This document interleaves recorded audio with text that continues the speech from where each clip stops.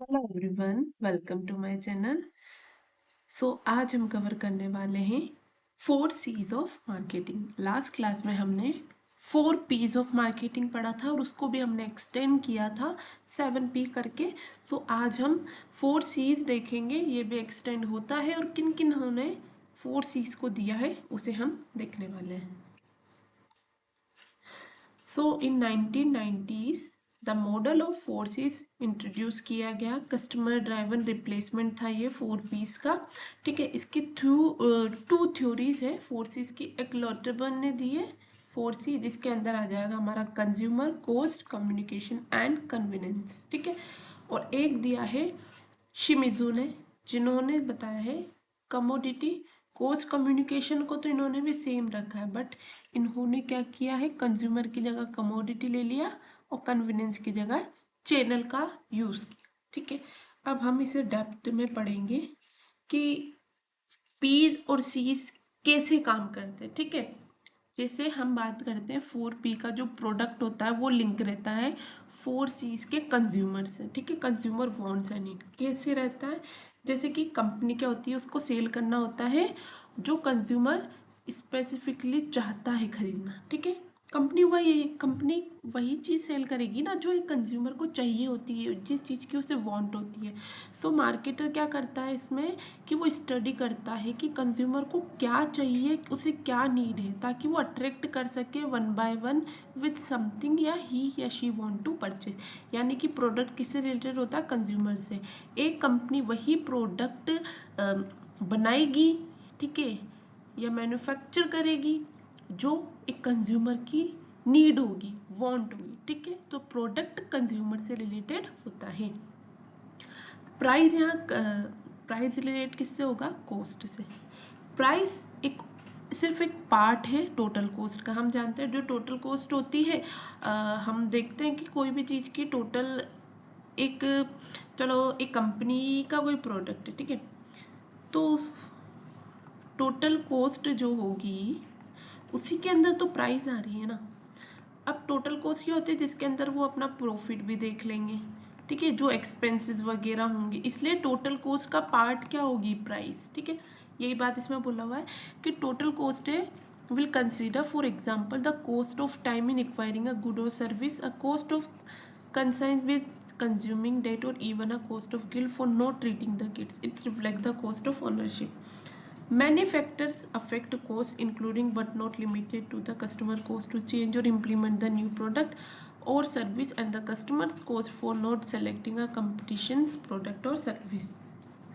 इसमें ये बोला हुआ है कि कई सारे जो फैक्टर्स होते हैं वो कॉस्ट को इफेक्ट करते हैं। ठीक है, अब चाहे वो न्यू प्रोडक्ट की कॉस्ट हो या कस्टमर की कॉस्ट किसी भी चीज़ को लेने के लिए या नहीं लेने के लिए, इसका ये मतलब है कि प्राइस का रिलेशन कॉस्ट से होता है। कॉस्ट कौन सी, टोटल कॉस्ट से, क्योंकि प्राइस टोटल कॉस्ट का ही पार्ट है। ठीक है, बस इतना याद रखो आप। नेक्स्ट, प्रमोशन को किससे कंपेयर किया, 4C के कम्युनिकेशन से।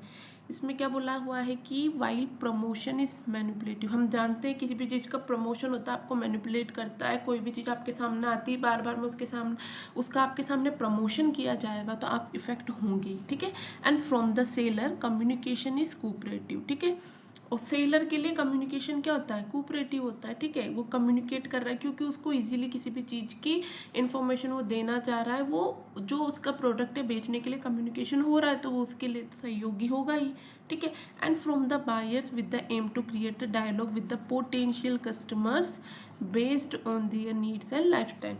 प्रमोशन कैसे किया जाएगा, प्रमोशन कम्युनिकेशन के थ्रू किया जाएगा। इस तरह से ये दोनों लिंक होते हैं, प्लेस और कन्वीनियंस। प्लेस यानी कि जगह, कन्वीनियंस यानी कि किस तरह से वो पहुंच रहा है आपके पास में। ठीक है, in the era of internet, catalog, credit cards and phones, consumer neither need to go anywhere to satisfy a want or need, nor are they limited to a few places to satisfy them.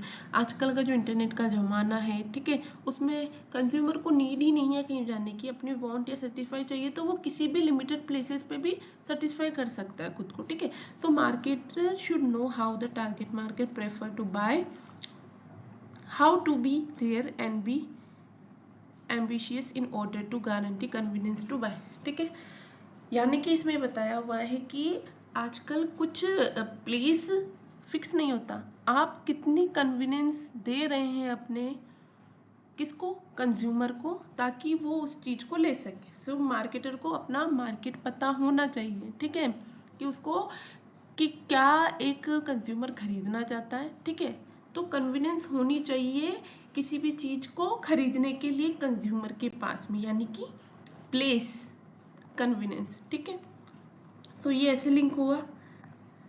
अब हम देखेंगे शिम्जू 4 C's थे, इसको 7 C compass model, इसको extend करके क्या बोला जाता है, 7 C's कंपास मॉडल। ठीक है, ऐसे भी पूछ लिया जाता है, फिर पूछते हैं कि इसमें कौन कौन सा है कौन कौन सा नहीं है, और अगर लॉन्ग पेपर होगा आपका रिटर्न वाला तो फिर डेप्थ में पूछा जाएगा। कोइची शिम्जू जो कि जापान के रहने वाले हैं, उन्होंने 4 C's को क्लैरिफिकेशन दिया 1973 में, और इसको एक्सपेंड किया 7 C कंपास मॉडल के तौर पे 1979 में। सबसे पहले शिम्जू का जो 4 C है उसमें फर्स्ट है कॉरपोरेशन। कॉरपोरेशन क्या होती है, company and non profit organisation होती है। इसमें COS मतलब होता है competitor organisation stock holder within corporation, ये सब कॉरपोरेशन के अंदर आते हैं। ठीक है, और ये जो शिम्जू के 4 हमने पढ़े, कमोडिटी, कोस्ट, कम्युनिकेशन, चैनल, उसके अंदर एक ये कॉरपोरेशन एड हो गया है, कंज्यूमर एड हो गया है, और एक सर्कमस्टांसेस एड हो गया। अब इसको भी इससे जोड़ा गया प्रोडक्ट कमोडिटी। कमोडिटी क्या हो गया, जो हमने इस मॉडल में कंज्यूमर को बात की थी, इस वाले में, इसमें इसको क्या बता दिया है, जो हमने इसका पढ़ा था लॉटरबर्न का, उसको यहाँ पे शिम्जू में कैसे बताया हुआ है, कमोडिटी के तौर पे। ठीक है, कमोडिटी यहाँ पे क्या है, को creation the goods and service for consumer और सिटीजन। ठीक है, आपको कमोडिटी प्रोडक्ट वाली बात की गई है, आपको सर्विस क्रिएट करनी होगी अपने कंज्यूमर के लिए। प्राइस यानी कॉस्ट, वही there is only producing cost, there is not only producing cost and selling cost but purchasing cost and social cost. एक प्रमोशन कम्युनिकेशन वही है, marketing commission, not only promotion but communication भी important होता है। अब ये advertising, sales, promotion, public relation, publicity, personal selling, corporate identity किसी के तौर पे हो सकता है। प्लेस, चैनल, प्लेस यानी आप किसके थ्रू बेच रहे हैं, आपके मार्केटिंग चैनल क्या, आपका फ्लो ऑफ गुड्स क्या रहने वाला है। ठीक है, उसके बाद में compass of consumer and circumstances are, अब लास्ट में इसमें एक क्या बताया, कंज्यूमर तो हम जानते ही है, इसमें NSEW यानी नीड, सिक्योरिटी, एजुकेशन, वांट्स की बात की जाती है। की फैक्टर्स रिलेटेड होते हैं कंज्यूमर, जो कि एक्सप्लेन करता है first characteristic of 4 dimension marked on the compass model NSEW। ठीक है, लास्ट होता है circumstances. Circumstances mean in addition to consumer there are various uncontrollable external environment factor NSEW। इसमें भी NSEW की बात की, बस यहाँ पे नेशनल इंटरनेशनल की बात की गई। S for social and culture, E for economic and W for weather. सबसे इजी तरीका है इनको याद करने का, सबसे पहले याद रखो शिम्जू के 4 मॉडल, और ऊपर एक आएगा कॉरपोरेशन, बाकी के 4 ये है ही सही, 5 हो जाएंगे।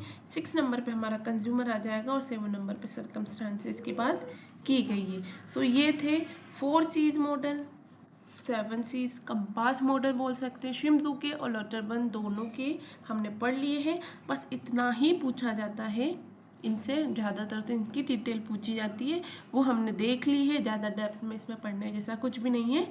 सो जितना हमने पढ़ा है वो काफ़ी रहेगा। सो आई होप आपको मेरी वीडियोस अच्छी लगती होगी। अगर आपको मेरी वीडियोस अच्छी लगती है तो मेरे चैनल को लाइक करें, शेयर करें, सब्सक्राइब करें। Thank you.